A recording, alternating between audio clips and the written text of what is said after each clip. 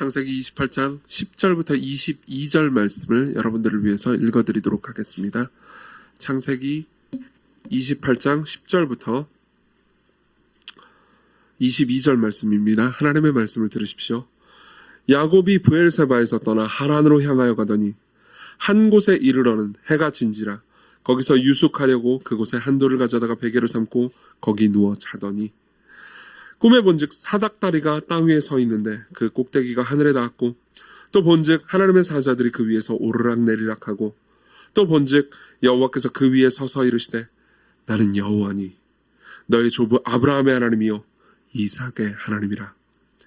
내가 누워있는 땅을 내가 너와 네 자손에게 주리니 네 자손이 땅에 티끌같이 되어 네가 서쪽과 동쪽과 북쪽과 남쪽으로 퍼져 나갈지며 땅의 모든 족속이 너와 네 자손으로 말미암아 복을 받으리라. 내가 너와 함께 있어 네가 어디로 가든지 너를 지키며 너를 이끌어 이 땅으로 돌아오게 할지라.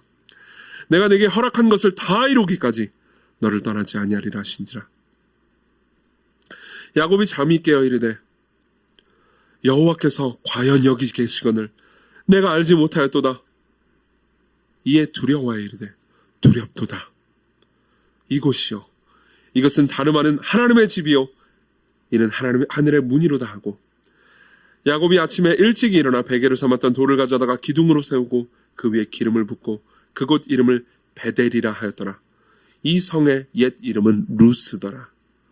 야곱이 서원하여 이르되 하나님이 나와 함께 계셔서 내가 가는 이 길에서 나를 지키시고 먹을 떡과 입을 옷을 주시어 내가 평안히 아버지 집으로 돌아가게 하시오면 여호와께서 나의 하나님이 되실 것이요 내가 기둥으로 세운 이 돌이 하나님의 집이 될 것이요 하나님께서 내게 주신 모든 것에서 10분의 1을 내가 반드시 하나님께 드리겠나이다 하였더라. 아멘. 계속해서 우리는 야곱의 생애를 보고 있습니다. 야곱의 생애를 세 번째로 보고 있는데요. 지난번까지 이야기를 요약해 드리자면 이렇습니다. 야곱은 자신의 잘못으로 인해서 집에서 쫓겨납니다. 야곱은 둘째 아들이었고요. 그리고 에서는 첫째 아들이었고 보통 당시에 첫째 아들이 축복을 받았습니다. 근데 야곱은요 그 축복을 갈취하려고 이제 아버지 이삭이 눈이 이제 어두운 틈을 타서 이제 아버지 이삭을 속입니다. 그리고 축복을 갈취해내죠. 그리고 이 모든 것을 들킨 이후에 이제 첫째 아들인 에서는 야곱을 죽이려고 듭니다. 그리고 야곱은 도망갑니다. 어머니 리브가 이제 삼촌인 라반의 집으로 이제 도망가게 됩니다. 라반은 태어나서 지금까지 한 번도 본 적도 없는 삼촌이에요. 그리고 그 삼촌의 집에 가서 이제 목숨을 부지하려고 이제 피해서 도망가죠. 아마도 이 야곱도 그렇고요. 어머니 리브가도 그렇고 삼촌의 집에 가서 며칠 정도 혹은 짧은 며칠 혹은 몇 달 정도만 피해 있으면은 나중에 이제 형 에서의 분노가 가라앉고 그 다음에 이제 모든 것이 다 잘 돼가지고 돌아올 수 있을 거라고 생각했던 것 같습니다. 근데 다시 돌아오는 데까지는 20년이 걸리죠. 그래서 어쨌든 먼 길을 떠납니다. 이거는 굉장히 우리에게 이제 나타내주는 바가 있습니다. 창세기를 여러분들이 주의 깊게 읽잖아요. 그러면은 창세기의 주요 인물들이 3명이라는 걸 알 수 있습니다. 12장부터 끝장까지의 그 창세기 후반부, 창세기가 이제 두 부분으로 나뉘는데 전반부는 1장부터 11장까지고요. 그리고 후반부가 12장부터 끝장까지거든요. 근데 이 후반부의 주요 인물이 3명이라는 걸 알 수 있습니다. 아브라함, 야곱, 요셉이요. 이삭도 중간에 있긴 한데 이삭의 인생 이야기가 그렇게 많이 나오지 않습니다. 주로 인생 이야기가 많이 나온 것은 아브라함과 야곱과 요셉입니다. 근데 이 3명 다 공통점이 있습니다. 3명 다 공통점이 뭐냐면은 자신의 고향을 떠난다는 겁니다. 이유는 다 달라요. 아브라함이 고향을 떠난 이유는 하나님의 부르심을 받아서였습니다. 야곱이 고향을 떠난 이유는 자기가 죄를 저질렀기 때문이었습니다. 그리고 요셉이 고향을 떠난 이유는 자신의 형제들이 자신에게 죄를 저질렀기 때문에 추방당한 겁니다. 어쨌든 이유는 각각 다르지만 셋 다 공통점은 고향을 떠났다는 겁니다. 먼 길을 떠났다는 겁니다. 그리고 창세기에서 이 주요 인물 3명이 전부 다 공통점으로 먼 길을 떠나서 모험을 겪는다. 라는 이야기를 하는 것은 사실은 우리 인생에 대한 비유이기도 합니다. 여러분들의 인생이 사실상, 그러니까 일종의 모험이기도 하고요. 그리고 실제로 삶을 살다 보면은 어떤 종류의 모험을 따르기도 합니다. 예컨대 우리 교회 같은 경우에는 지방에서 올라와서 서울에서 직장이나 학교 때문에 정착해서 살아가는 사람들이 많습니다. 진짜로 물리적으로 고향을 떠났죠. 그렇지 않은 분들이라 하더라도 여러분들은 고향을 떠나는 것 같은 경험을 할 때가 있습니다. 여러분들이 새로운 사업을 시작할 때, 혹은 새로운 공부를 시작할 때, 혹은 새로운 사람을 만날 때, 그 모든 것들은 한편으로는 기대되고 흥분되는 일이긴 하겠지만 또 다른 한편으로는 굉장히 슬프고 고통스러운 경험이기도 할 겁니다. 그리고 그 가운데서 우리는 두려움을 느낍니다. 아마 야곱이 그랬을 겁니다. 그리고 그러한 야곱이 이 상황에서, 그러니까 떠나고 난 상황에서 느낀 감정은 굉장히 슬픈 현실이었겠죠. 그런데 하나님께서 야곱을 찾아오십니다. 사닥다리가 내려오고요. 그리고 하나님께서 나타나셔서 야곱에게 말씀을 하십니다. 그리고 그것은 야곱에게 굉장히 큰 위로가 되었던 것이 분명합니다. 그래서 저는 이제 이런 이야기를 할 겁니다. 이 본문은요, 우리에게 삶의 현실 가운데서 우리가 진정 바라봐야 하는 현실이 무엇인지 가르쳐 주거든요. 첫 번째로는요, 우리가 인생에서 겪는 현실이 무엇인지에 대해서 말씀드리고요. 그리고 두 번째로 우리가 바라봐야 하는 진정한 현실이 무엇인지에 대해서 말씀드리겠습니다. 그리고 마지막으로 그러한 상황에서 우리가 어떻게 반응해야 하는지를 하나씩 보도록 하겠습니다. 먼저 인생의 현실부터 보죠. 10절부터 11절을 보겠습니다. 제가 읽어드리죠. 야곱이 브엘세바에서 떠나 하란으로 향하여 가더니, 그러니까 우리는 이 지명들을 다 모릅니다. 지명들을 다 모르기 때문에 이게 얼마나 긴 거리인지 모르지만은 이제 지도를 보면 좀 어느 정도 알 수 있습니다. 이걸 여러분들 이런 식으로 생각하시면 됩니다. 야곱이 서울에서 떠나서 천안으로 가더니라고 이해하시면 됩니다. 100km예요. 브엘세바에서 하란을 향해서 갈 때, 하란은 1000km 정도입니다. 하란은 1000km 정도고요. 가더니 한 곳에 이릅니다. 한 곳에 이르러요. 11절에 한 곳에 이르러서는 해가 진지라 거기서 유숙하려고 그곳에 한 돌을 가져다가 베개를 삼고 누워 거기 자더니. 자, 좀 설명을 해드릴게요. 지금 야곱의 상황을 보면요. 첫 번째로는 추방당했죠. 그렇죠? 도망가고 있습니다. 그것도 자신의 잘못을 느끼면서 아마 죄책감도 느끼고 있었을 겁니다. 죄책감도 굉장히 심하게 느끼고 있었고, 그렇기 때문에 나중에 하나님이 나타나셨을 때 굉장히 두려워하죠. 그러니까 추방당했기 때문에 죄책감을 느낀다라는 상황이고요. 그리고 또 하나는 굉장히 멀리 왔습니다. 굉장히 멀리 왔어요. 우리 입장에서는 천안이 뭐가 멀어? 라고 생각할 수 있지만은 그거는 버스와 자동차와 KTX가 있는 경우고요. 이제 지금 여기 이곳이라고 돼 있잖아요. 이곳 이름은 베델입니다. 나중에 나와요. 베델이고 이 원래 이름은 루스라는 도시였습니다. 근데 뭐 사실상 그냥 아무것도 아닌 곳이라고 말해도 좋을 만큼 뭐가 있는 곳이 아니었습니다. 그냥 황량한 곳이었죠. 근데 이 황량한 곳까지 한 100km 정도가 됩니다. 그러니까 100km 정도를 걸어오고, 아마 걸어오지 않았을 거예요. 초반에는 막 뛰었겠죠. 그렇죠? 그리고 실제로 이 100km 정도를 걸어오는데 한 3일 정도가 걸렸을 겁니다. 중간에 잠도 자야 되고요. 그리고 먹을 걸 따로 챙겨올 겨를이 없었겠죠, 아마도. 그러니까 거의 굶었을 가능성이 높습니다. 그러니까 한편으로는 굉장히 죄책감을 느꼈을 거고요. 또 다른 한편으로는 그러니까 지금까지 걸어온 길도 상당했는데, 그렇죠? 평상시에 우리야 뭐 이렇게 뭐 천안, 이제 주중에 부산도 한번 갔다 오긴 했는데, 뭐 그 정도에 가볍게 갔다 오지만 이때 당시 이 정도 긴 여행은 정말 그러니까 어느 정도 상당한 위험을 감수하고 가야 되는 여행이었습니다. 그러니까 지금까지도 꽤 멀리 왔어요. 근데 문제는 뭐냐면 앞으로 갈 거리가 더 멀어요. 앞으로 최소 800에서 900km 정도를 더 가야 합니다. 그러니까 총 합해서 거의 1000km 정도 되는데, 이건 서울에서 부산을 한번 왔다 가도 이 더 먼 거리잖아요. 그렇죠? 그러니까 꽤 먼 거리를 앞으로 가야 합니다. 게다가 사랑하는 어머니를 떠났죠. 그리고 앞으로 이제 가가지고 만날 삼촌 라반은 자신을 받아들여줄지 않을지 모릅니다. 물론 이제 나중에 받아들여주지만 사실 정확히 말하면 받아들여준다기보다는 해먹죠. 근데 뭐 삼촌이, 얼굴도 본 적이 없는 삼촌이 자기를 받아줄지 안 받을지 어떻게 합니까? 그러니까 앞으로 갈 길도 두렵고요. 지금까지 떠나온 길은 다시 돌아가기에는 너무 먼 길이 되어버렸습니다. 그리고요, 그 상황에서요, 돌을 베개로 삼고 자죠. 왜 돌을 베개로 삼았을까요? 그러니까 우리는 그냥 베개 할 것이 없어가지고 아무거나 돌을 그냥 갖다 잡았구나라고 생각할 수 있지만은 무서워서 그랬던 겁니다. 그러니까 누가 이렇게 자고 있을 땐 되게 취약하잖아요. 근데 누가 자고 있을 때 자기를 죽인다면 죽을 수밖에 없는 거 아닙니까? 그렇기 때문에 누가 침입을 펴면 이게 베개에 있는 이게 돌덩이라도 꺼내가지고 때리려고. 그래가지고 이제 쉽게 말하면 자기를 지킬 수 있는 무기가 이거 하나밖에 없는 거예요. 머리에 베고 달 베개, 돌밖에 없는 거예요. 그런 상황에 처해 있는 거죠. 사실은 이거는 그러니까 야곱뿐만 아니라 삶에서 우리가 많이 겪는 상황을 그러니까 은유적으로 설명해 주기도 합니다. 우리는 종종 잘못합니다. 야곱처럼요. 그래서 우리는 종종 잘못한 결과를 마주하게 됩니다. 내가 여기 이 청중들 중에서도 분명히 있을 겁니다. 내가 무엇을 잘못했기 때문에 지금 너무너무 후회가 되지만 내가 잘못한 결과 때문에 내 인생이 어느 정도 꼬인 결과를 여러분들이 마주하고 계신 분들이 계실 수 있습니다.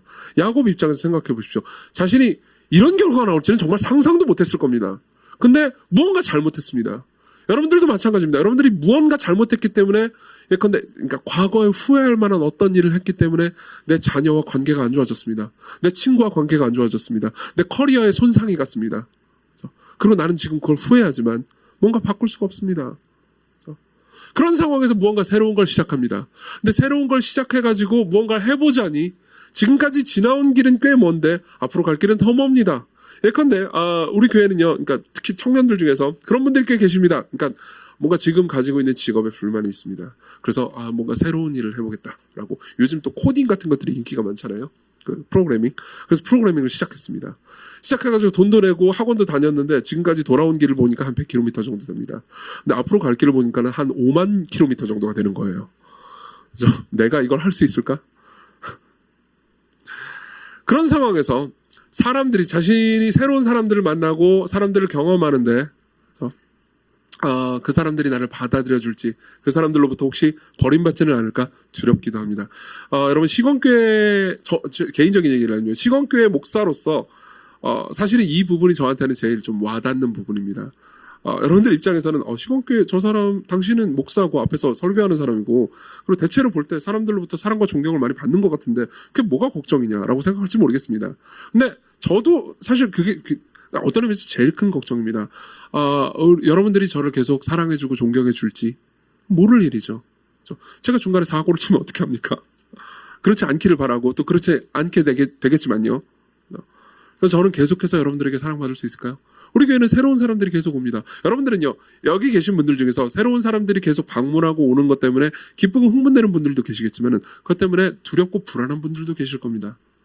새로 만나는 사람들이 나를 받아들여 줄까?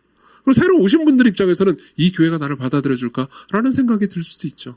우리는 인생 가운데서 계속 관계 가운데서 관계가 계속 유지될까? 지금 유지되고 있는 관계가 나를 버리지 않을까? 새로운 관계는 나를 받아들여 줄까? 때문에 고민합니다. 야곱도 마찬가지였고요. 그렇죠? 그리고 나서 그 상황에서 어쨌든 우리가 안락하기 위해서 무언가를 가지려고 듭니다. 무언가를 내 품 안에 두려고 합니다. 무언가를 내가 배려고 합니다. 그렇죠? 그리고 여러분들은 삶을 살아오면서 여러분들이 중장년이라면요. 삶을 살아오면서 무언가 내 베개로 삼을 무언가를 만들었을 겁니다. 혹시 나는 서울 시내에 아파트가 하나 있으니까는 그래도 좀 안락하지라고 생각하는 분들이 계십니까? 여러분 종종 그 아파트가 야곱이 자고 베고 자는 베개의 돌같이 초라하게 느껴진 적이 없습니까? 물론 이 중에서는 그 아파트조차도 없는 사람들 아파트는커녕 원룸이라도 있었으면 좋겠다라고 생각하는 분들은 그나마 그 돌이라도 부러울 겁니다. 근데 여러분들이 지금까지 살면서 쌓아온 돌들은 얼마나 여러분들을 많이 보호해 줄 만큼 큽니까? 그렇지 않을 겁니다. 그렇기 때문에 야곱이 경험하는 이 경험과 우리가 삶에서 경험하는 경험은요. 별개의 것이 아닙니다. 우리 모두 야곱처럼 인생의 현실을 쓰게 느끼고 있습니다. 그렇죠? 삶의 현실을 볼 때요. 내가 무언가 취한 안정이라 하더라도 그 안정이 그냥 베고 잘 돌 정도일 뿐입니다. 절대로 큰 창이나 굉장히 강력한 무기가 핵폭탄 이런 게 아닙니다. 그냥 돌이에요. 짱돌입니다. 그렇기 때문에 우리는 종종 그러니까 삶에서요. 내가 인생을 살아오고 내가 집도 있고 가족도 있고 무언가 있는 것 같아 보여도 종종 삶에서 추방당한 느낌이 듭니다. 실제로 대부분의 성경 신학자들은 성경을 연구하는 신학자들은 이런 이야기를 합니다. 인간이요. 삶을 통해서 계속해서 추방당하는 느낌이 드는 가장 큰 이유는요. 우리의 첫 조상인 아담이 죄를 범해서 에덴 동산에서 추방당하고 하나님께로부터 거리가 생겼을 그때부터 지울 수 없는 감정이 되었다고 말합니다. 여러분들이 가지고 있는 그 종종 내가 버림받은 것 같은 그러니까 심지어 가족도 있고 친구도 있는데 친구들끼리 왁자지껄 놀면서 재미있게 하루를 보냈는데도 불구하고 내가 홀로 떨어져 있는 것 같은 그럼에도 불구하고 고독한 것 같은 이 느낌이 어디서부터 왔습니까? 성경은 이렇게 말합니다. 에덴 동산에서부터 쫓겨날 때부터 왔다고요. 이게 인간이 느끼는 경험이라고요. 그리고 종종 그 추방은요, 죽음보다도 더 끔찍합니다. 그 홀로 남겨져 있는 감정은 죽음보다도 끔찍합니다. 여러분들은 셰익스피어의 희곡인 로미오와 줄리엣을 다 아실 겁니다. 로미오와 줄리엣의 이야기를 다 알고 실제로 로미오와 줄리엣을 읽어본 분들은 거의 없을 겁니다. 나중에 심심한 마음을 읽어보십시오. 되게 재미있습니다. 거기에 보면요, 로미오가 줄리엣을 짝사랑하잖아요. 짝사랑이 아니고 서로 사랑하죠. 죄송합니다. 읽어봤어요. 읽어봤는데 여러분들보다 모르네요. 서로 사랑하죠. 서로 사랑해서 이제 비밀 결혼식을 열어요. 근데 이 둘은 가문이 달라요. 가문이 달라가지고 그 가문은 서로 막 죽일 듯 싸우는 경쟁 관계의 가문입니다. 당연히 가문이 허락해줄 리가 없죠. 그리고 나중에 이 모든 것이 발각됩니다. 그래서 로미오에게 형벌이 내려집니다. 영주가 로미오에게 형벌을 내립니다. 그리고 형벌을 내리는 장면을 로렌스 신부라는 신부가 이제 종교인이죠. 전달해줘요. 그 전달해주는 장면을 제가 읽어드리겠습니다. 로렌스 신부가 말합니다. 영주님의 최종 판결을 가져왔네. 로미오가 말합니다. 최종 판결이 제 죽음은 아니겠죠? 실제로 그만큼 심각한 문제였나 봐요. 그죠? 이 적대적인 가문의 사람과 결혼한다는 게. 아니, 아주 관대한 판결을 내리셨네. 육신의 죽음은 아니고 육신의 추방이야. 그죠? 베로나에서 떠나라. 너 있는 곳에서 떠나라. 그러니까 로미오가 뭐라고 반응하는지 아십니까? 아니, 추방이요? 차라리 자비롭게 죽음이라고 해주세요. 추방은 죽음보다도 더 끔찍해요. 추방이라는 말은 말아주세요. 왜 그렇죠? 추방하면 어떻게 됩니까? 더 이상 줄리엣을 볼 수가 없습니다. 그렇기 때문에 차라리 죽는 게 줄리엣을 더 이상 보지 못하는 추방보다 더 낫다는 생각이 드는 거죠. 죽으면 어쩔 수 없다고 생각할 수 있으니까요. 제가 한번 어떤 이 일부 예배니까 좀 약간 편하게 얘기할 수 있을 것 같은데요. 어떤 이제 그 청년이랑 상담을 하면서 그 청년이 굉장히 힘든 상황을 겪었어요. 그래서 이제 제가 그 청년이랑 이런저런 얘기를 많이 하다가 이 청년이 힘든 건 이제 짝사랑 때문이었습니다. 짝사랑은 힘들잖아요. 짝사랑하는 상대가 나를 안 좋아한다는 걸 내가 알 때 얼마나 힘들겠습니까? 그렇죠? 그래가지고 이제 이게 참 힘들다 해가지고 제가 이제 이 말을 인용해 줬어요. 이게 힘들지. 보통 추방은, 그러니까 소외는 죽음보다도 힘들단다라는, 그러니까 마음에 공감을 살려고 이 얘기를 했다가 로미오는 결혼식이라도 했지. 그쵸? 그 얘기를 하더라고요. 로미오가 나보다 낫네. 그래서 오히려 분노를 샀던 바보 같은 경험이 있습니다. 맞아요. 좋아요. 사실은 그 경우에는 더 끔찍하죠. 우리는 예컨대 결혼하시고 시간이 지나신 분들은 짝사랑 이야기가 재미있게 들릴지 모릅니다. 근데 생각해 보십시오. 여러분들이 젊은 시절을 한번 생각해 보십시오. 짝사랑 이야기가 마냥 재밌진 않았을 겁니다. 그렇죠? 때로는요, 그러니까 차라리 살아있는 것보단 그냥 죽는 게 낫다 싶을 정도로 소외감을 느끼죠. 삶에서 계속 우리는 그런 소외감을 느끼면서 살아옵니다. 아이들도 마찬가지입니다. 아이들이라고 해가지고 그 소외감을 지금 안 느끼는 건 아닙니다. 아이들은 그냥 아무 생각이 없는 것처럼 보이지만 여러분들이 아무 생각이 없진 않잖아요. 네, 이렇게 얘기해 줬어요. 맞아요. 아이들도요, 종종 엄마한테 안기려고 할 때 엄마가, 그러니까 아이들이 잘못했겠죠. 거절할 때요, 그 소외감을 느낄 겁니다. 친구들끼리도 마찬가지일 거고요. 여러분들은 평생 그런 추방감을 어느 정도 느끼고 살아왔습니다. 앞으로도 그럴 거고요. 그렇죠? 그리고 그 이유는요, 아까 말씀드렸듯이 에덴 동산으로부터 추방당한 인류가, 모든 인류가요, 사실상 오직 하나님만이 줄 수 있는 안식과 안락 말고 다른 곳에서 안식과 안락을 추구하기 때문에 경험하는 겁니다. 여러분들은 그런 안식과 안락을 어디서든 받으려고 노력해왔습니다. 지금까지 삶 전체를 통해서 노력해왔을 겁니다. 어떤 분들은 결혼이 삶의 구원이라고 생각했을 겁니다. 그리고 결혼한 지 10년이 넘으신 분들에게 묻고 싶습니다. 삶의 구원이었습니까? 결혼한 지 10년이 넘으신 분들은요, 바로 옆에 있는 남편과 아내의 눈치를 보면서 구원은 아니지라고 말 못하지 않습니다. 둘 다 서로 알거든요. 우리는 구원이 아니었다라는 걸. 맞죠? 네. 구원이 아니었습니다. 친구는요, 구원이었습니까? 아니었습니다. 나의 외로움을 채워줄 수 있었습니까? 그렇지 않았습니다. 삶에서 어떤 사람들도 그걸 채워주지 못했습니다. 우리는 일종의 향수병에 시달리고 있는 겁니다. 이 모든 걸요, 아우구스티누스는요, 4세기의 목회자였습니다. 4세기의 목회자인 아우구스티누스는요, 거의 한 문장으로 정리했습니다. 이렇게 말했습니다. 굉장히 유명한 문장이에요. 당신은, 하나님은요, 당신은 우리를 당신을 향해 살도록 만드셨기 때문에 우리 마음이 당신 안에서 안식할 때까지는 쉴 수 없습니다. 무슨 말입니까? 당신이 우리의 집입니다. 당신이 우리의 고향입니다. 당신이 우리의 안식처고 당신이 우리의 쉼입니다. 당신이 우리의 구원입니다. 이렇게 말하는 거죠. 근데 문제는 여기 있습니다. 우리는 삶에서 이런 가혹한 현실을 느낍니다. 가혹한 현실을 느끼고 계속해서 하나님 아닌 다른 곳에서 안식을 취하려고 한다는 겁니다. 여러분 생각해 보십시오. 이건 여러분들을 비난하고자 하는 말이 아닙니다. 종종 여러분들이 실제로 느끼는 바입니다. 예컨대 여러분들이 지금 예배, 그러니까 기쁨으로 하나님을 만나려고 앉아 계신 분들도 계시겠지만은, 그러니까 어떤 의미에서 다른 이유들 때문에 그냥 종교적인 의식을 행하기 위해서 앉아 계신 분들도 분명히 계실 겁니다. 그러면서 여러분들이 이런 생각이 들지 않습니까? 이런 종교적인 의식, 그리고 이 설교자의 거의 1시간 가까이 되는 설교를 듣고 앉아 있어야 한다니 이건 너무, 이게 현실적이잖아. 이렇게 생각해 보신 적이 있지 않습니까? 삶에서는 굉장히 가혹한 현실이 있고 돈도 벌어야 되고 자기 개발도 해야 되고 이것도 해야 되고 저것도 해야 되는데 이게 할 일 없이 이런 데서 종교 생활이나 앉아있고 저 구름에 붕 뜬 말이나 듣고 앉아 있어야 한다니 이건 현실과 너무 어긋나 있잖아 라고 생각해 본 적이 없습니까? 혹은 여러분들 중에서 이런 분들도 계실 수 있습니다. 교회에서요. 그러니까 그래서 예배를 드렸습니다. 한번 예배를 드려주지. 그렇지. 뭔가 이게 예배를 드려야 될 것 같으니까. 종교적인, 내가 그래도 신이 존재하다고, 그리고 내가 그분께 순종한다는 얘기는 대충 알고 있으니까 예배는 드리지. 근데 뭘 쓸데없이 그 이후에 이렇게 모임이 많어? 예배도 왜 이렇게 많어? 예배 또 못하러 해? 라고 생각하는 분들이 계실 수 있습니다. 여러분들 중에서 어떤 분들은요, 그러니까 교회에서, 우리 교회는 여러분들이 좀 오래 남아 계셨으면 아시겠지만요, 진짜 오늘도요, 밤 11시까지 인간들이 있습니다. 밤 11시까지 있어 보세요. 11시까지 계속 탁구 치고 있어요, 모두가. 탁구 치고, 보드게임하고, 놀고 있고, 어디서는 막 둘이 얘기하면서 울고 있고, 왜 우는지 몰라요. 하여튼 울고 있어요. 막 웃고 있고, 계속 먹고, 저녁 2끼씩 먹고, 그런단 말이에요. 그럼 여러분들 중에서 누군가는 이렇게 생각할지는 모릅니다.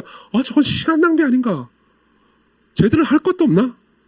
쟤들은 도대체 뭐가, 너무 현실적이지 않잖아. 지금 해야 될 게 얼마나 많은데, 삶의 현실이 얼마나 가혹한데, 저렇게 할 일 없이 자기 개발도 안 하고, 히덕거리면서 울기만 하고 있지? 이 바보들. 이렇게 생각해 본 적이 없습니까? 그렇게 생각한다고 여러분들을 비난하고 싶은 건 아닙니다. 그렇지만 제가 얘기해 드리고 싶은 건 이겁니다. 여러분들이 보고 있는 현실이 전부일까요? 여러분들이 이 세상이 전부라고 생각하십니까? 여러분들이 보고 있는 현실이 전부라고 확신하실 수 있으십니까? 그 질문을 스스로에게 던져보신 적이 있으십니까? 아니요, 그렇지 않을 겁니다. 많은 사람들이 이렇게 생각합니다. 기독교인이 되는 이유는 맹목적이기 때문이다.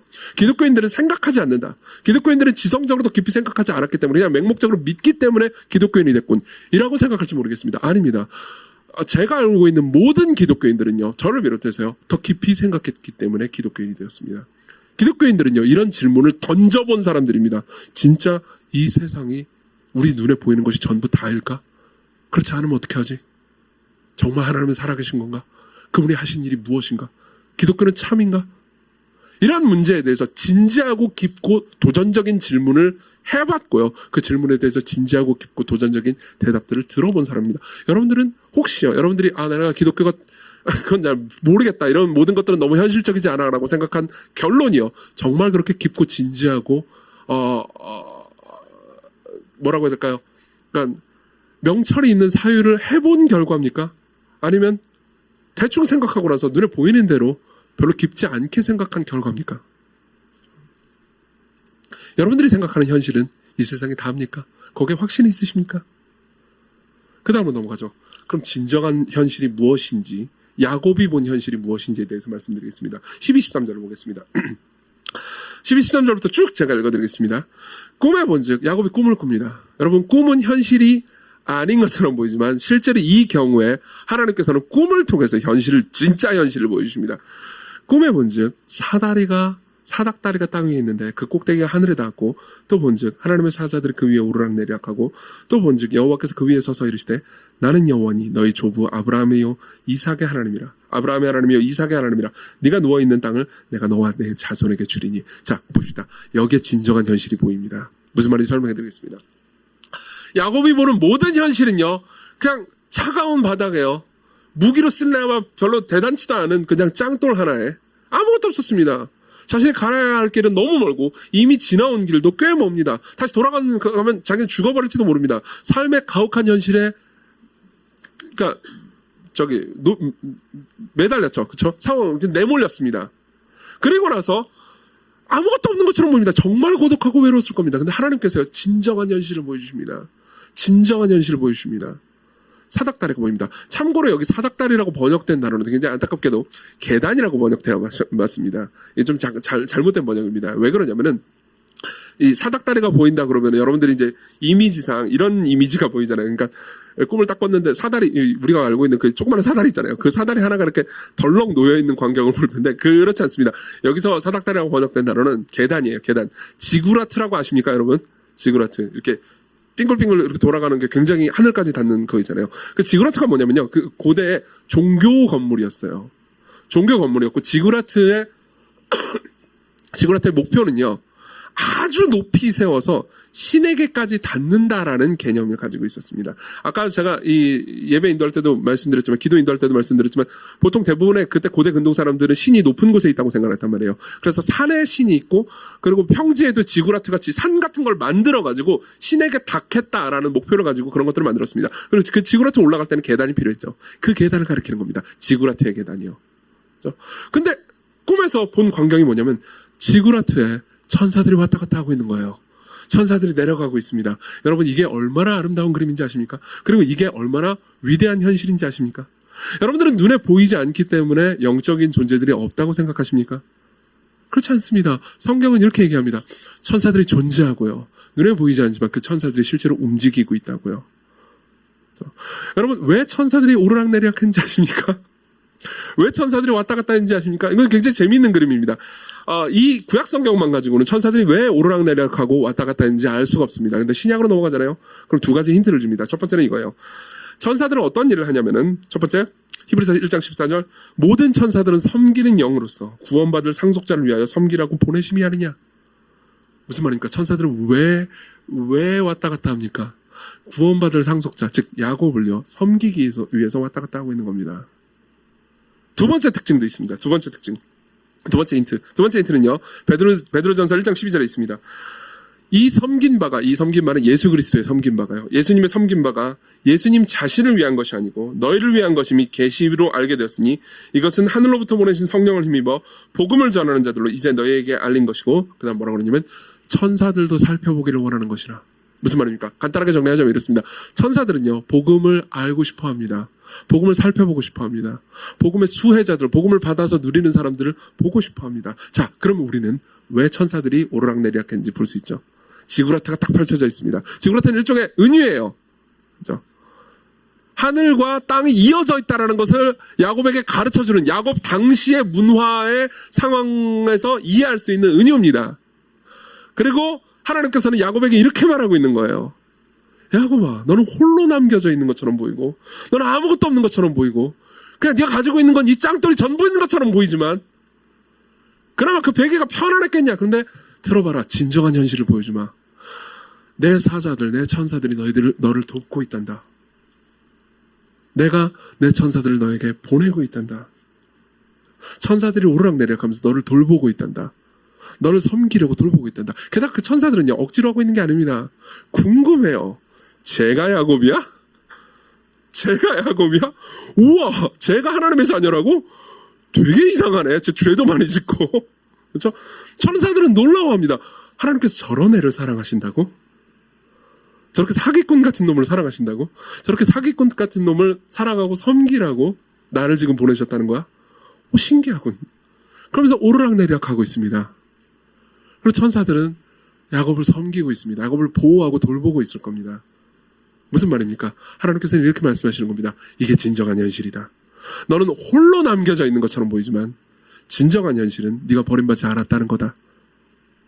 그리고 나서 이 전체 이 야곱 이야기 메시지에서 가장 아름다운 그림이 나옵니다. 13절이죠. 또 본즉 야곱이 봅니다. 여호와께서 그 위에 서서 이르시되, 여러분 여기 제가 이 자꾸 개역개정 성경의 오역을 지적해서 죄송합니다만 어쨌든 이건 지적하지 않을 수가 없습니다. 여기 보면 그 위에 섰다라고 보입니다. 근데 그러다 보니까 사람들이 오해가 생길 수 있습니다. 지구라트가 이렇게 있고요. 저 위에 있는 것처럼 보입니다.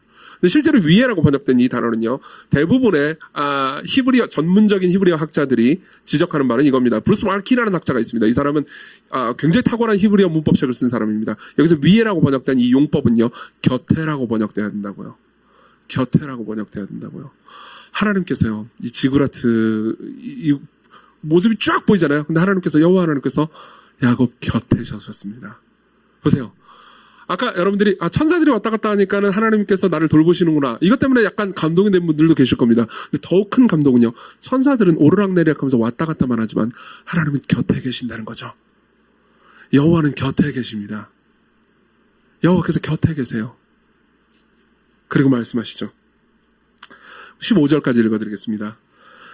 나는 여호와다. 너의 조부 아브라함의 하나님이요 이삭의 하나님이라.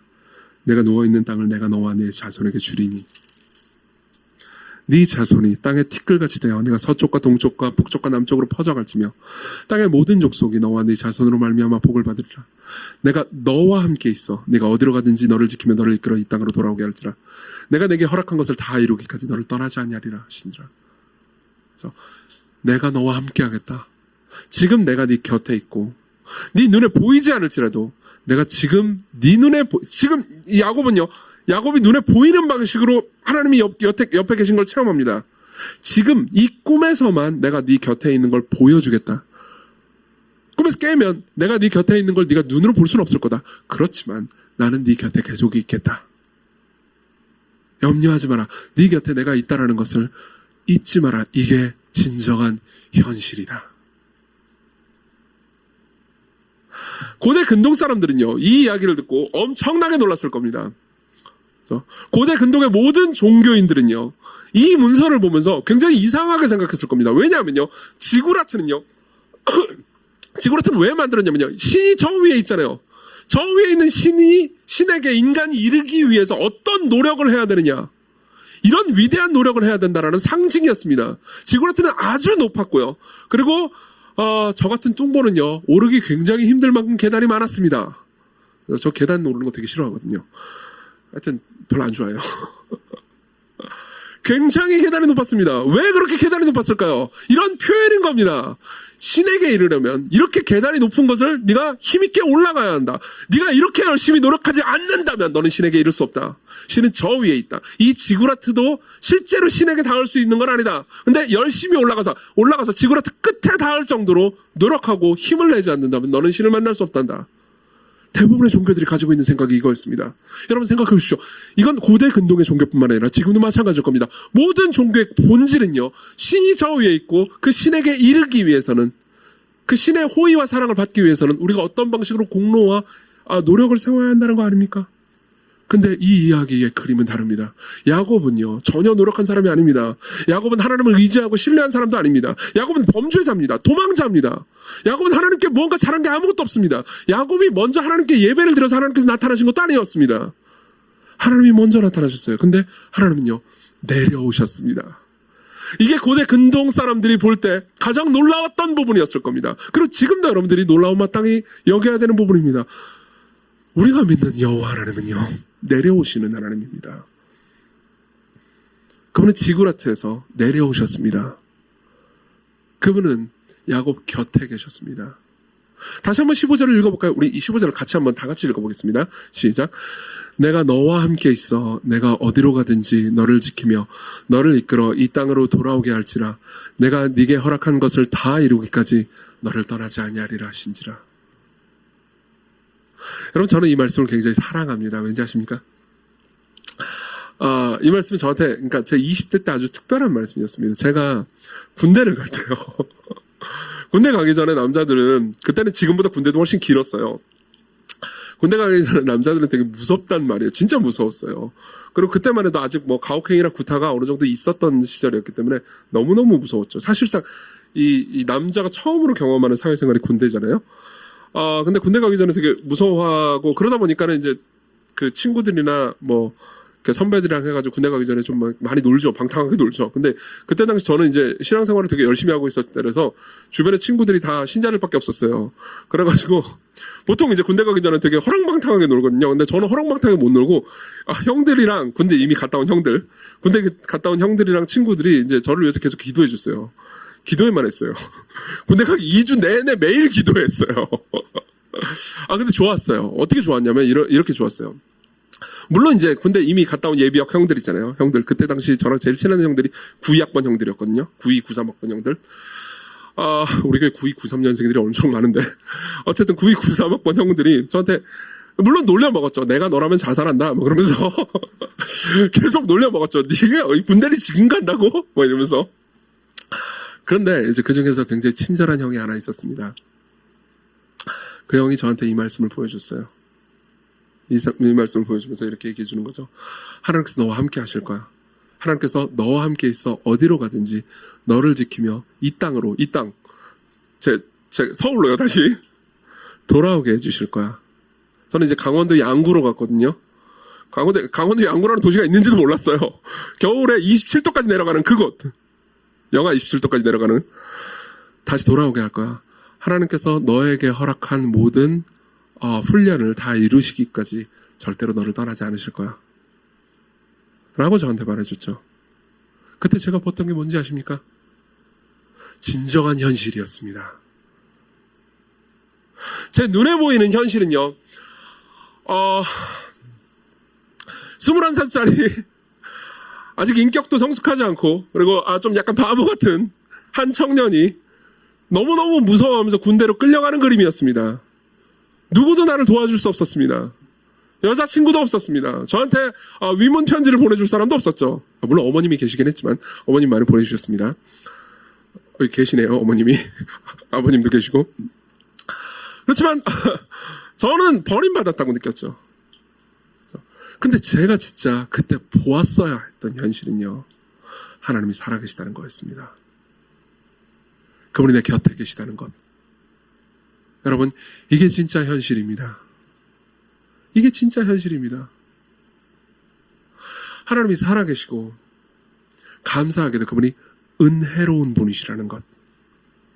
은혜로운 분이시라는 것. 이 중에서 그리스도인도 계시고 그리스도인이 아닌 분들도 계실 겁니다. 그리스도인이 아닌 분들에게 제가 드리고 싶은 말씀이 있습니다. 여러분들에게도 이 현실이 사실이냐고 물으신다면 물론 하나님께서 여러분들을 위하신다고 제가 말씀드릴 수는 없습니다. 여러분들이 아직 하나님을 믿지 않고 있으니까요. 성경은 여러분들에게 오히려 하나님과 적대가 원수의 관계라고 말해줍니다. 그렇지만요, 보십시오. 여러분들에게 제가 드리고 싶은 말씀이 있습니다. 하나님은 은혜로우신 분입니다. 무슨 말입니까? 여러분들이 노력해야 가닿을 수 있는 분이 아니고 그분이 내려오십니다. 그분이 내려오십니다. 무슨 말입니까? 여러분들이 자신의 모든 죄를 고백하고 그분께 나아간다면 여러분들이 여러분들의 연약함과 여러분들이 소외된 여러분들의 상태 그대로 여러분들을 고백하고 그분께 나아간다면요, 그분은 여러분들을 받으실 겁니다. 조건 없이 사랑하실 겁니다. 그리고 여러분들의 눈을 열어서 진정한 현실을 보여주실 겁니다. 그리고요, 크리스천 친구들에게 말씀드립니다.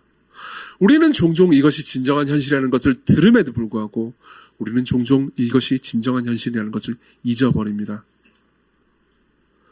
최근에 여러분들 중에서 뭐 투자를 잘못해가지고 돈을 많이 잃어본 분들이 계십니까? 여러분들은 현실에서 내가 망했다고 느낄 수도 있습니다. 망해버렸어. 내 돈이 너무 많이 날아갔어. 아니요, 여러분들의 진짜 재산은 하나도 잃지 않았습니다. 여러분들을 돌보시고 여러분들과 함께 하시는 진짜 재산, 여러분들의 진짜 기업인 하나님은요, 한 푼도 잃지 않았습니다. 그리고 제가 드리고 싶은 말씀이 이겁니다. 이게 진짜 현실입니다. 이것을 붙잡으셔야 합니다. 이것을 붙잡으셔야 됩니다. 그러면 이것을 붙잡는다면 여러분들이 어떻게 반응할 수 있을까요? 우리가 마땅히 해야 되는 반응을 살펴보겠습니다. 밑에 있는 말씀을 좀 보죠. 28장 16절부터 봅니다. 야곱이 깨어서 말합니다. 여호와께서 과연 여기 계시거늘 내가 알지 못했다. 진짜 현실을 본 거죠. 그죠? 진짜 현실을 본 겁니다. 그리고 나서 두려워합니다. 내 죄 때문에요. 근데도 불구하고 두려움과 동시에 그분이 나에게 내려오셨다라는 사실에 안심하죠. 여기가 이 장소가 아무것도 아닌 장소인 줄 알았는데 알고 보니까 하나님의 집이었어요. 그래서 이름을 벳엘이라고 씁니다. 베이트라는 단어가 집이거든요. 엘은 하나님입니다. 하나님의 집이라는 뜻이에요. 그 지역의 이름을 짓습니다. 그리고 나서 아침에 일찍 일어나서 예배를 드립니다. 그리고 서원을 합니다. 20절부터 22절 제가 읽어드리겠습니다. 야곱이 서원하여 이르되 하나님이 나와 함께 계셔서 내가 가는 이 길에서 나를 지키시고 먹을 떡과 입을 옷을 주시어 내가 평안히 아버지 집으로 돌아가게 하시면 여호와께서 나의 하나님이 되실 것이고 내가 기둥으로 세운 이 돌이 하나님의 집이 되실 것이요 하나님께서 내게 주신 모든 것에서 10분의 1을 내가 반드시 하나님께 드리겠나이다. 여기서 우리가 알아볼 수 있는, 그러니까 우리가 해야 되는 반응은요, 두 가지로 요약할 수 있습니다. 첫 번째로는요, 은혜를 구하는 거고요. 두 번째로는요, 그분을 왕으로 삼는 겁니다. 은혜를 구하는 것, 그분을 왕으로 삼는 것. 하나씩 간단하게 보겠습니다. 은혜를 구한다는 건 이런 의미입니다. 보십시오.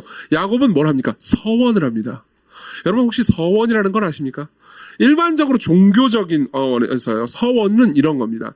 내가 무엇을, 하나님께서 나한테 무엇을 주면 내가 당신께 무엇을 주겠습니다. 라고 하는 거죠. 과거에 이 서원에 대한 오해가 꽤나 많았습니다. 그렇기 때문에 과거에 신앙 선배들은 이 서원을 잘못 생각해가지고 이런 식으로 서원을 하고는 있습니다. 하나님과 일종의 거래라고 생각을 한 거죠. 그래서 하나님 내 자식을 뭐 공부 잘해가지고 어느 좋은 데 보내주시면 이 내 자식을 뭐 선교사로 바치겠습니다. 그래서 공부 잘해가지고 좋은 데로 가면은 그 다음에 선교사로 바치긴 좀 뭐 하니까 뭐 하여튼 뭐 이런 약간 거래를 나중에 뭐 뒤집기도 하고 뭐 그랬습니다. 혹은 이런 경우도 있었습니다. 엄마가 내 인생을 미리 서원을 다 해버린 거야. 내가 아직 깐난쟁일 때 하나님 제게 아들을 주셨군요. 이 아들을 선교사로 바치겠습니다. 그러면서 아들한테 계속 말해주는 거예요. 자, 내가 너를 선교사로 바쳤기 때문에 너의 직업은 다른 거 정해줄 필요 없어. 선교사야. 저는 컴퓨터 프로그래밍을 하고 싶은데요. 아니야, 넌 선교사야. 그래서 신대원에 끌려온 사람들이 있었습니다. 그리고 신대원 교수님들은요, 그렇게 끌려온 애들을 자르기 바쁘셨습니다. 그거는 네가 받은 소명이 아니고 엄마가 받은 소명이잖아. 아니야, 무효야. 재밌었죠. 서원은 그런 게 아닙니다. 보십시오. 이 서원이 얼마나 재밌는지 아십니까? 우리는 보통 서원이라는 말만 듣고 일종의 거래구나라고 생각하지만 이 서원은 굉장히 은혜롭습니다. 그리고 뻔뻔합니다. 제가 읽어드리죠. 보세요. 조건절과, 그러니까 하나님께서 나한테 뭘 해주시면 하고, 그리고 내가 뭘 하겠다라는 이 두 개를 잘 보십시다. 야곱이 서원하여 이르되 하나님이 나와 함께 계셔서 내가 가는 이 길에서 나를 지키시고 먹을 떡과 입을 옷을 주시어 내가 평안히 아버지 집으로 돌아오게 해주시면, 그렇죠? 무슨 말입니까? 사실 이거 재밌는 게 뭐냐면 아까 이미 하나님께서 다 약속하신 거였어요. 내가 그렇게 해주겠다라고 약속하신 내용이잖아요. 약속하신 내용인데 그걸 완벽하게는 믿지 못하는 거예요. 그러면서 말하는 거죠. 이거 얼마나 뻔뻔합니까? 야곱이 그렇게 대단한 믿음을 가지고 있는 게 아니었어요. 이렇게 얘기하는 거죠. 당신이 약속하신 거 다 지켜주면요, 나한테 잘해주면, 그럼 그 다음에는 내가 뭘 바치겠습니다. 이래야 되는 거 아니에요? 우리가 일반적으로 알고 있는 거래라면요. 근데 그 다음에 본인이 뭘 하겠다고 하는지 아십니까? 그렇게 해주시면 21절 후반 봅니다. 여호와께서 나의 하나님이 되실 것이요. 보세요. 이 조건이 이런 겁니다. 보통 우리가 생각할 때 하나님이 나한테 뭘 해주면 내가 뭘 해줄게요. 이게 일반적인 이게 양심이 있는 인간의 방식이잖아요. 근데 이 인간은 뭐라고 그러냐? 하나님께서 나한테 뭘 해주시면 하나님이 나한테 뭘 해주세요. 하나님이 나한테 뭘 해주시면 하나님이 내 하나님. 이게 무슨 양심도 없는.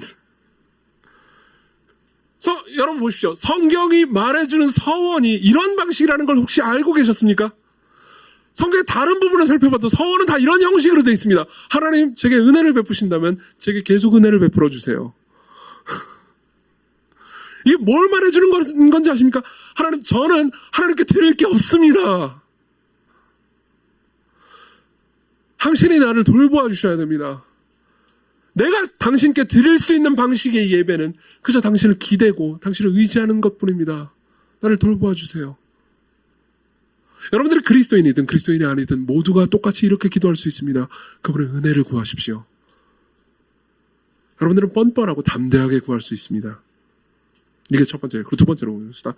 두 번째는요, 11조를 드립니다. 드디어 저 인간이 하고 싶은 얘기를 이제 하는군. 11조를 내라는 거구나. 여러분 보십시오. 당시의 11조는요, 이런 거였습니다. 그냥 단순히 종교적인 의무를 행하는 게 아니었습니다. 11조라는 용어는 종교 용어도 아니었습니다. 11조는 이런 거였습니다. 왕에게 간택된 사람이요. 예컨대 이 영주들, 지방의 영주들 있잖아요. 영주들이 왕에게 자신의 재산의 10분의 1을 주기적으로 드리면서 이런 거예요. 내가 당신에게 속했고 당신이 내 삶을 책임져 주십시오. 라고 고백하는 거였습니다. 그러니까는 정확히 말하면 무언가 준다기보다는 이런 거였죠. 내 모든 재산과 내 모든 걸 보호할 책임은 당신에게 있습니다. 이런 거였습니다. 자, 야곱은 이렇게 하는 겁니다. 당신이 내 삶을 다 돌보아 주십시오. 그리고 당신이 내 모든 걸 다 책임져 주십시오. 야곱은 종교적인 공로를 드린 게 아닙니다. 하나님, 나를 돌보아 주셨으니 나를 더 돌보아 주어야 합니다. 라고 말한 거죠. 여러분들 중에서 11조를 주기적으로 하시는 분도 계시고 안 하시는 분도 계실 겁니다. 안 하신다고 해서 여러분들을 비난하고 싶은 게 아닙니다. 그렇지만 여러분 생각해 보십시오. 여러분들이 주기적으로 여러분들이 가지고 있는 재산을 주께 드릴 때요. 여러분들은 어쩔 수 없이, 그러니까 실제로 11조를 하는 사람한테 물어보셔도 상관없습니다. 어쩔 수 없이 삶을 계속해서 하나님께 의지하게 됩니다. 그리고 하나님께서 여러분들을 돌보시는 여러분들의 삶을 계속해서 신뢰하고 기대게 됩니다. 그분을 기대십시오. 그분을 왕으로 섬기십시오. 무슨 말입니까? 그분이 여러분들을 책임지시는 하나님으로 여러분들을 받아들이십시오.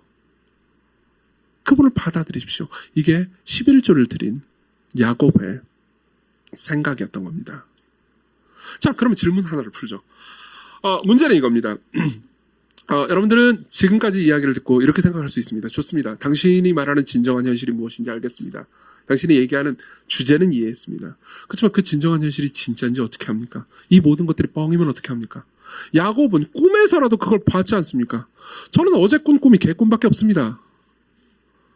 진짜 개가 나왔어요. 진짜 개가 나왔어요. 저 어제 꿈을 꿨는데. 그러면 나는 어떻게 이 모든 걸 알 수 있습니까? 야곱이야 그렇다 치고 나는 상관없지 않습니까? 보십시오. 성경은요, 이 야곱이 꾼 꿈 이야기가 더 큰 이야기의 일부라고 말해줍니다. 여러분들이 지금요 성경을 다 가지고 계실 겁니다. 12절을 보셨으면 좋겠습니다. 12절이요. 12절을 그냥 눈으로 보고 계세요. 눈으로 보고 계시면 제가 창세기 3장 12절이 아닌 요한복음 1장 51절을 읽어드릴 겁니다. 요한복음 1장 51절을 여러분들은 귀로 들으시고요. 여러분들의 눈은 그냥 본문 12절을 보십시다. 요한복음 1장 51절입니다. 제가 읽어드릴게요. 예수님의 말씀입니다. 또 이르시되 진실로 진실로 너에게 이르노니 하늘이 열리고 하나님의 사자들이 인자 위에 오르락내리락 하는 것을 보리라 하시니라. 예수께서 이 12절을 인용하고 계시다는 것이 보입니까? 하나님의 천사들이요, 창세기에는요 계단 위에 오르락내리락 한다고 말합니다. 맞죠? 근데 예수께서는 이걸 인용할 때 그 계단이 나다라고 말씀하십니다. 계단이 나다. 이게 무슨 말인지 아십니까? 하나님이, 성부 하나님이 너희들을 사랑하신다. 성부 하나님이 너희들과 함께 계신다. 어떻게 가능한지 아느냐? 내가 계단이 되었기 때문이다. 내가 너희들을 데리고 성부 하나님께 갈 수 있고, 그리고 성부 하나님이 나를 통해서 너희들을 만난단다. 내가 야곱이 보았던 그 계단이다. 내가 야곱이 만났던 그 하나님이다. 내가 너희들에게 궁극적인 안식과 궁극적인 소망과 궁극적인 함께함을 줄 수 있는 그 신이다. 라고 말해주는 겁니다. 여러분 생각해 보십시오. 야곱의 이야기를 한번 생각해 봅시다. 야곱이요. 죄송합니다. 야곱이요. 죽었어요. 결국 죽었겠죠. 아주 오래 살다가 죽었습니다. 죽고 나서 사실 욥 이야기할 때도, 욥기 이야기할 때도 비슷한 얘기를 한 적이 있는데요. 죽고 나서요. 어디로 갔을까요? 천국으로 갔겠죠. 죽고 나서 천국 갔습니다. 천국에 가서 자신을 평생토록 인도해 주시고 함께해 오신 그 하나님을 만나면서 기뻐했을 겁니다. 야곱은요, 아마도 하나님이 삼위일체이시라는 것까지는 정확히 몰랐을 겁니다. 희미하게는 알았겠지만 정확히는 몰랐을 겁니다. 근데 이제 하늘에서 삼위, 성부, 성자, 성령 하나님을 봅니다. 그러고 나서 시간이 지나고 야곱은요, 천국에서 아마 그걸 보았을 겁니다. 그 삼위 중에서 한 위가, 성자가요, 진짜 계단이 되어서 이 땅에 내려가는 광경을 보았을 겁니다.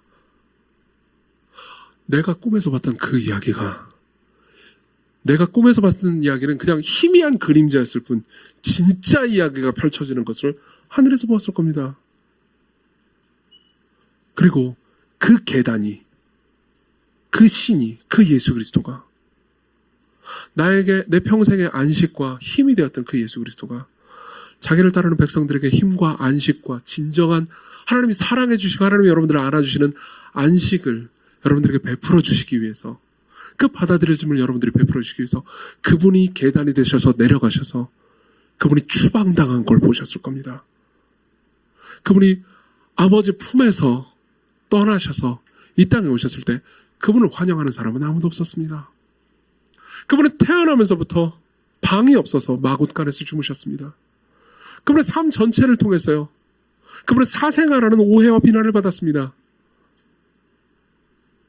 그분의 동생들도 그분을 다 이해하지 못했고요, 그분의 제자들도 결국 마지막에 그분을 떠났습니다.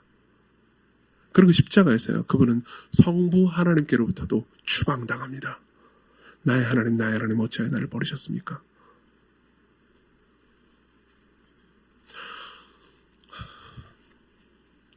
기독교의 가장 중요한 본질이 바로 여기 있습니다.